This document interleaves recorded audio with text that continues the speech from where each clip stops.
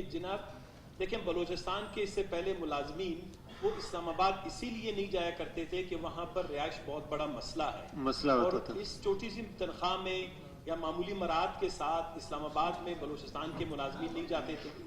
یہ کوئی تقریباً 97-98 کے بعد ایک بہت بڑی کوشش کی گئی کہ بلوچستان کے لوگ وہاں پر جائیں, ملازمت کریں, وہاں پر جا کے رہیں. جب یہ فلیٹس بنے گئے تھے تو اس وقت کوئی اس طرح کی کلیئر پالیسی نہیں تھی. دیکھیں ہم اس وقت میں نے تھا, بعد میں میں سینیٹر بھی رہا, اس وقت یہ تھا کہ حکومت بلوچستان سے آئے ہوئے ملازمین کو یہ سہولیات فراہم کرے گا کہ وہاں پر ان کی رہائش ہو سکے اور وہ بآسانی ان محکموں میں جب کام کریں گے وہ سمجھے بلوچستان کے سفیر ہیں, بلوچستان کے معاملات کو جو ہے آگے بڑھانے میں مدد فراہم کر سکتے ہیں. لیکن کیونکہ جب بلوچستان کے ملازمین کی تعداد بڑھ گئی تو حال ہی میں جو ہے ہمارے جو SNJD نے